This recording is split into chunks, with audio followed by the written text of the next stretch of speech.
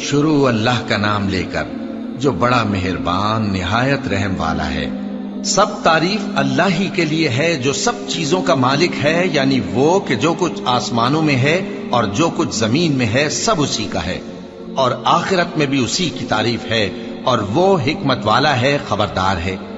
جو کچھ زمین میں داخل ہوتا ہے اور جو اس میں سے نکلتا ہے، اور جو آسمان سے اترتا ہے اور جو اس پر چڑھتا ہے، سب اس کو معلوم ہے، اور وہ مہربان ہے، بخشنے والا ہے۔ اور کافر کہتے ہیں کہ قیامت کی گھڑی ہم پر نہیں آئے گی۔ کہہ دو کیوں نہیں آئے گی؟ میرے پروردگار کی قسم وہ تم پر ضرور آ کر رہے گی۔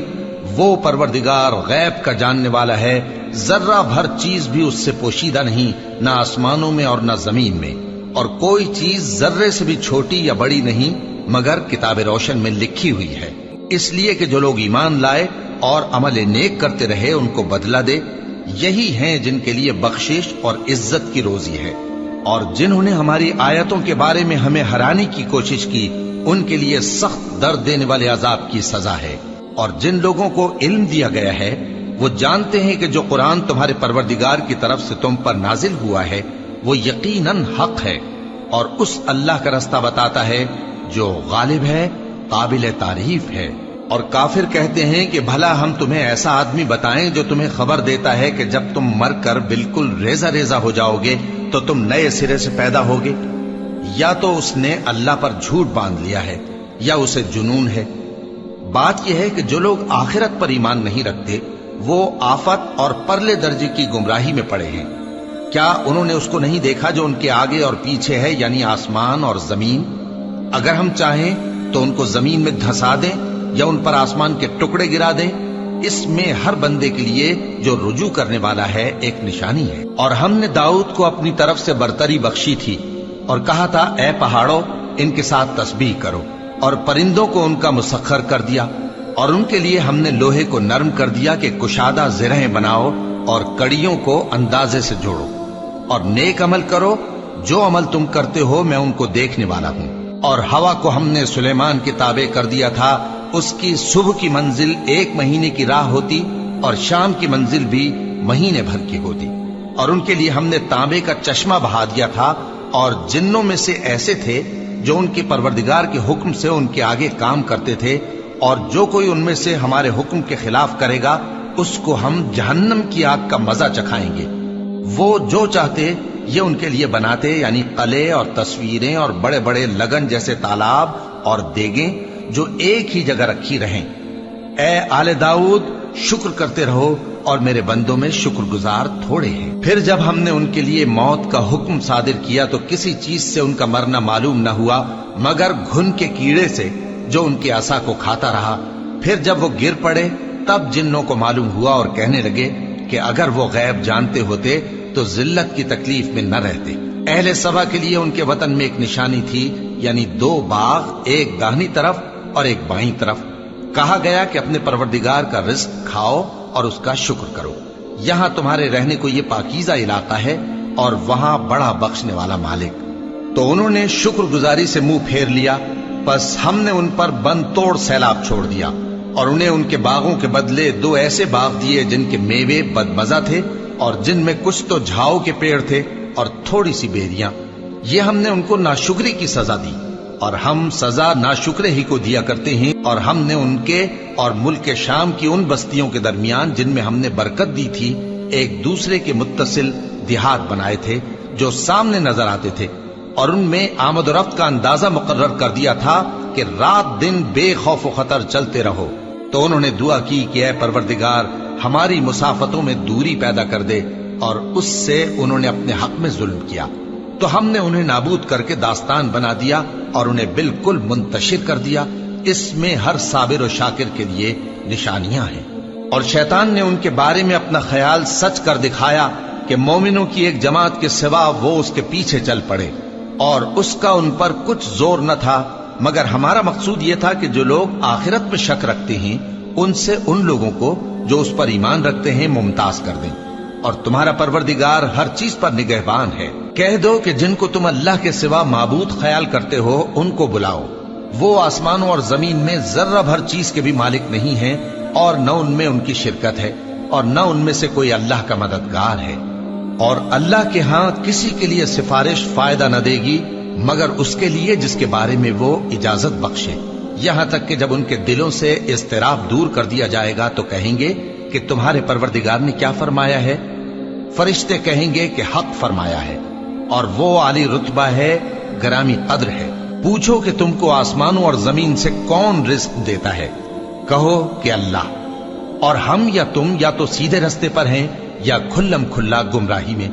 کہہ دو کہ نہ ہمارے گناہوں کی تم سے پرسش ہوگی اور نہ تمہارے اعمال کی ہم سے پرسش ہوگی۔ کہہ دو کہ ہمارا پروردگار ہم کو جمع کرے گا، پھر ہمارے درمیان انصاف کے ساتھ فیصلہ کر دے گا، اور وہ خوب فیصلہ کرنے والا ہے، صاحب علم ہے۔ کہو کہ مجھے وہ لوگ تو دکھاؤ جن کو تم نے اللہ کا شریک بنا کر اس کے ساتھ ملا رکھا ہے۔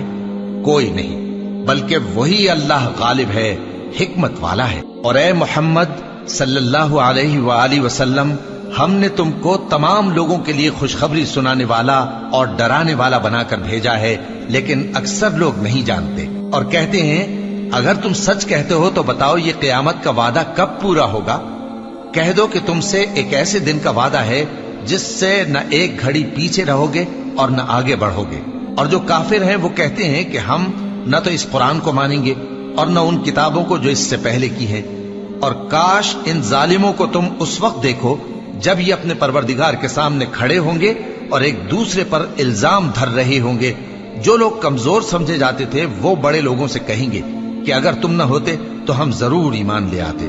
جو لوگ بڑے بن بیٹھے تھے وہ کمزوروں سے کہیں گے کہ بھلا ہم نے تم کو ہدایت سے جب وہ تمہارے پاس آ چکی تھی روکا تھا؟ نہیں، بلکہ تم ہی گناہگار تھے۔ اور کمزور لوگ ان بڑے لوگوں سے کہیں گے نہیں، بلکہ تمہاری رات دن کی چالوں نے ہمیں روک رکھا تھا، جب تم ہم سے کہتے تھے کہ ہم اللہ سے کفر کریں اور اس کا شریک بنائیں۔ اور جب وہ عذاب کو دیکھیں گے تو دل میں پشیمان ہوں گے، اور ہم کافروں کی گردنوں میں طوق ڈال دیں گے۔ بس جو اعمال وہ کرتے تھے انہی کا ان کو بدلہ ملے گا۔ اور ہم نے جس بستی میں بھی کوئی ڈرانے والا بھیجا تو وہاں کے خوشحال لوگوں نے یہ ضرور کہا کہ تم لوگ جو چیز دے کر بھیجے گئے ہو ہم اس کو نہیں ماننے کے، اور یہ بھی کہنے لگے کہ ہم بہت سا مال اور اولاد رکھتے ہیں اور ہم کو عذاب نہیں ہوگا۔ کہہ دو کہ میرا رب جس کے لیے چاہتا ہے روزی فراخ کر دیتا ہے اور جس کے لیے چاہتا ہے تنگ کر دیتا ہے، لیکن اکثر لوگ نہیں جانتے۔ اور تمہارے مال اور اولاد ایسی چیز نہیں کہ تم کو ہم سے قریب کر دیں۔ ہاں، ہمارا مقرب وہ ہے جو ایمان لایا اور عمل نیک کرتا رہا۔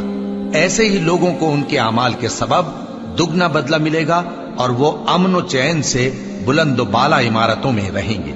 جو لوگ ہماری آیتوں کے سلسلے میں ہمیں ہرانے کی کوشش کرتے ہیں وہ گرفتار عذاب کیے جائیں گے۔ کہہ دو کہ میرا پروردگار اپنے بندوں میں سے جس کے لیے چاہتا ہے روزی فراخ کر دیتا ہے اور جس کے لیے چاہتا ہے تنگ کر دیتا ہے، اور تم جو چیز خرچ کرو گے وہ اس کا تمہیں عوض دے گا، وہ سب سے اچھا رزق دینے والا ہے۔ اور جس دن وہ ان سب کو جمع کرے گا پھر فرشتوں سے فرمائے گا کیا یہ لوگ تم کو پوجا کرتے تھے؟ وہ کہیں گے تو پاک ہے، تو ہی ہمارا دوست ہے، نہ کہ یہ، بلکہ یہ جنات کو پوجا کرتے تھے اور اکثر انہی کو مانتے تھے۔ تو آج تم میں سے کوئی کسی کو نفع اور نقصان پہنچانے کا اختیار نہیں رکھتا، اور ہم ظالموں سے کہیں گے کہ اب دوزخ کے عذاب کا جس کو تم جھوٹ سمجھتے تھے مزہ چکھو۔ اور جب ان کو ہماری روشن آیتیں پڑھ کر سنائی جاتی ہیں تو کہتے ہیں یہ ایک ایسا شخص ہے جو چاہتا ہے کہ جن چیزوں کی تمہارے باپ دادا پرستش کیا کرتے تھے ان سے تم کو روک دے۔ اور یہ بھی کہتے ہیں کہ یہ قرآن محض جھوٹ ہے جو اپنی طرف سے بنا لیا گیا ہے، اور کافروں کے پاس جب حق آیا تو اس کے بارے میں کہنے لگے کہ یہ تو کھلا جادو ہے۔ اور ہم نے نہ تو ان مشرکوں کو کتابیں دیں جن کو یہ پڑھتے ہوں، اور اے نبی صلی اللہ علیہ وآلہ وسلم نہ تم سے پہلے ان کی طرف کوئی ڈرانے والا بھیجا، اور جو لوگ ان سے پہلے تھے انہوں نے تکذیب کی تھی، اور جو کچھ ہم نے ان کو دیا تھا یہ اس کے 10ویں حصے کو بھی نہیں پہنچے۔ پھر انہوں نے میرے پیغمبروں کو جھٹلایا، سو میرا عذاب کیسا ہوا۔ کہہ دو کہ میں تمہیں صرف ایک بات کی نصیحت کرتا ہوں کہ تم اللہ کے لیے دو دو اور اکیلے اکیلے کھڑے ہو جاؤ، پھر غور کرو تمہارے رفیق یعنی اس نبی صلی اللہ علیہ وآلہ وسلم کو کسی طرح کا جنون نہیں، یہ تو تم کو سخت عذاب کے آنے سے پہلے ڈرانے والے ہیں۔ کہہ دو کہ میں نے تم سے کچھ صلہ مانگا ہو تو وہ تمہارا، میرا صلہ اللہ ہی کے ذمے ہے اور وہ ہر چیز سے خبردار ہے۔ کہہ دو کہ میرا پروردگار اوپر سے حق ہی نازل کرتا ہے اور وہ غیب کی باتوں کا جاننے والا ہے۔ کہہ دو کہ حق آ چکا اور باطل نہ تو پہلے کچھ کر سکتا ہے اور نہ دوبارہ کچھ کرے گا۔